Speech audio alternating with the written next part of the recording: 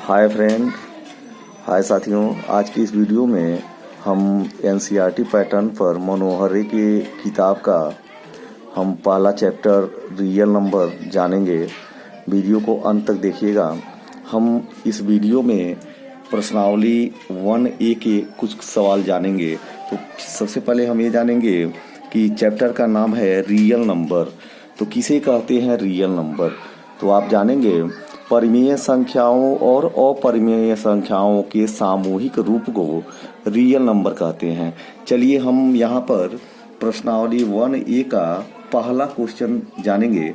पहला क्वेश्चन आपका दिया गया है कि निम्नलिखित संख्याओं के अभाज्य गुणनखंडों के गुणनफल के रूप में व्यक्त कीजिए। तो पहले क्वेश्चन का पहला सवाल है 140। हमको 140 को क्या करना है? अभाज्य गुणनखंड के रूप में लिखना है। तो यहाँ पर क्या करेंगे आप लोग? ऐसे इसका अभाज्य गुणनखंड ज्ञात करेंगे 140। तो सबसे पहले जानते हैं इसको 2 से हम डिवाइड कर देंगे तो ये हो जाएगा आपका 70। फिर इसको 2 से डिवाइड कर देंगे तो ये हो जाएगा 35।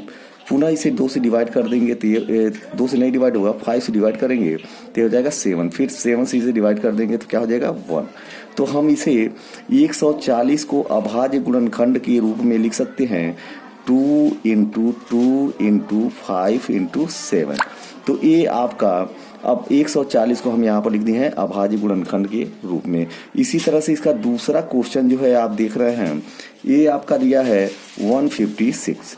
तो हम 156 को भी क्या कर सकते हैं? अभाज्य गुणनखंड के रूप में इसी तरह से आप कर सकते हैं।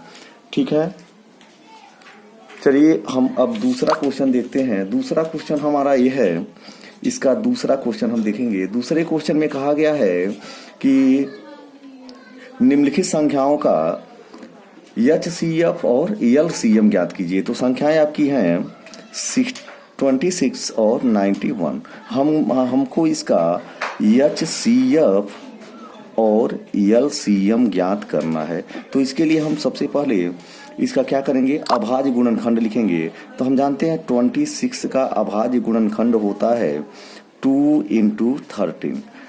फिर हम 91 का अभाज्य गुणनखंड लिखेंगे तो ये आपका हो जाएगा 7 × 13। अब हम यहाँ पर देख रहे हैं HCF। तो जब इसका HCF आप लिखेंगे तो हमें यही देखना है कि दोनों में कॉमन क्या है। तो हम देख रहे हैं दोनों में क्या कॉमन है? 13। तो ये आपका 13 इसका क्या हो जाएगा? HCF। और फिर हमको LCM निकालना है तो यहाँ लिखेंगे LCM। तो LCM निकालने के लिए क्या करते हैं? जो दोनों में कॉमन है उसको हम यहाँ पर लिख देते हैं और पुनः देखते हैं कि और कौन कौन बचा है। जो बचा है उसको भी हम क्या करेंगे? यहाँ पर लिख देंगे। अब इसी का हम मल्टीप्लाई कर देंगे। तो जब मल्टीप्लाई करेंगे तो हम जानते हैं ये हो जाएगा 182। तो ये हमारा LCM हो गया। इसी तरह से दूसरे क्वेश्चन का दूसरा क्वेश्चन आपका दिख रहे हैं, ये है, ये दिया गया है। दूसरे क्वेश्चन में हम देख रहे हैं क्या दिया गया है? ये आपका दिया गया है 510 एंड 92।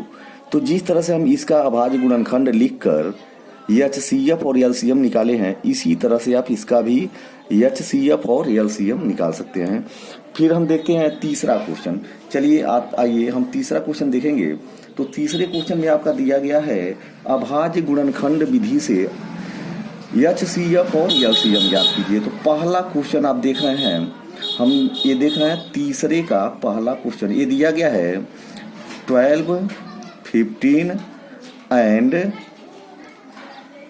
21। हमको इसका क्या निकालना है? HCF और LCM। तो सबसे पहले हम क्या करेंगे?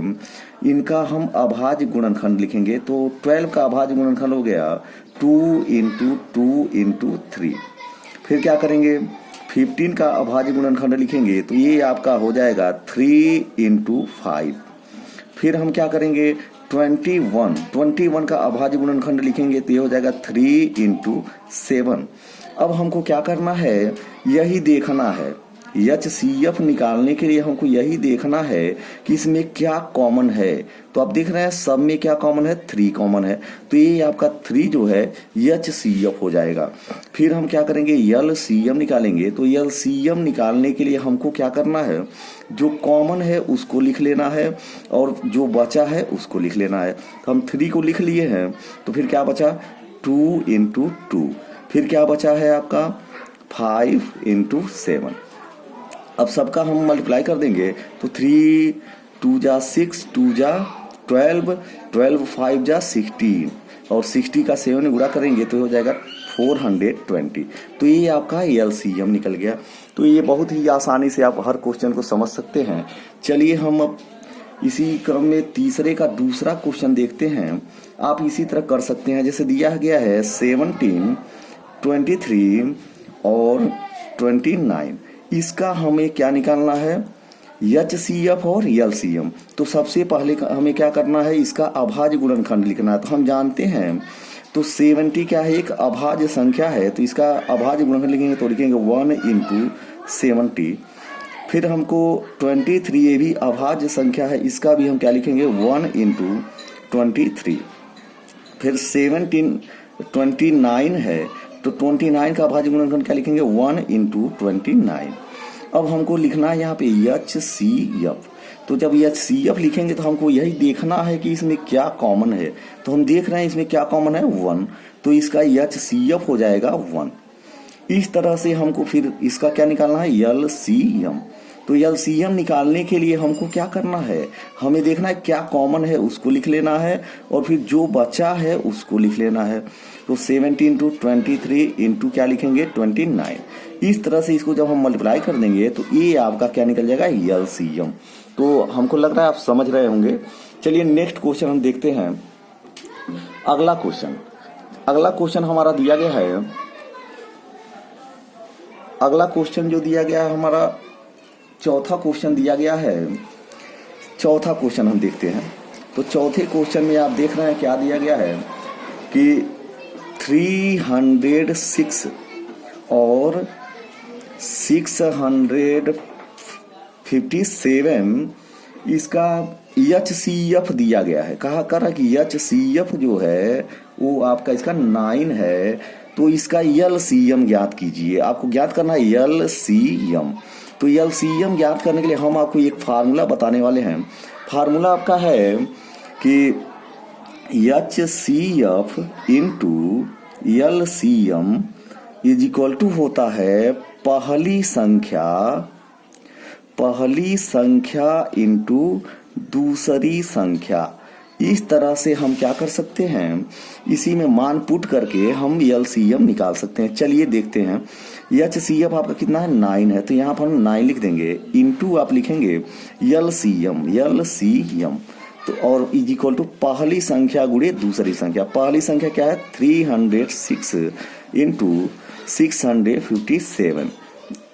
अब हम क्या करेंगे LCM लिखेंगे इधर और 9 को इधर ट्रांसफर कर देंगे, तो ये आपका हो जाएगा 306 × 657 अपान आपका हो जाएगा 9। अब हम क्या कर सकते हैं 9 से इसे डिवाइड कर देंगे। तो 9 से जब डिवाइड करेंगे आप लोग तो 9 3 जा 27 और फिर यहाँ पर बच गया है आपका 3 और 6 मिलके 36 हो गया। तो 9 3 जा 27 और 9 4 जाए आपका क्या हो जाएगा 36 और इंटू हो जाएगा 657। अब इसको मल्टीप्लाई कर देंगे तो ये हमारा निकल गया LCM।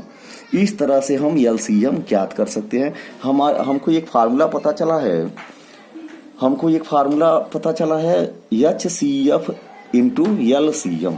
HCF × LCM = होता है पहली संख्या गुणे दूसरी संख्या। इस तरह से हम LCM निकाल सकते हैं। चलिए नेक्स्ट क्वेश्चन हम देख रहे हैं। ये आपका कौन सा क्वेश्चन है, 5वां क्वेश्चन हम देखते हैं। 5वां क्वेश्चन हमारा दिया गया है कि 225 and 60 इसका HCF दिया गया है। HCF HCF इसका दिया गया है 225 इंटू 5 माइनस 10x। तो कह रहा है कि आप इस x की वैल्यू ज्ञात कीजिए। यहाँ देख रहे हैं क्वेश्चन दिया गया है 225 एंड 60 का HCF ये आपको दिया गया है, तो आपको x की वैल्यू ज्ञात करनी है। तो सबसे पहला काम हमारा ये करना है, हम इसका HCF ज्ञात कर लेंगे। हम इसका HCF ज्ञात करेंगे। चलिए हम इसका HCF भाग विधि से ज्ञात करते हैं। तो भाग विधि से ज्ञात करने के लिए हम क्या करते हैं, यहाँ पे इसको बड़ी संख्या में छोटी संख्या से क्या करते हैं, भाग करते हैं। तो चलिए यहाँ पे 60 से यहाँ भाग करेंगे तो हम देखते हैं कितनी बार में जाएगा।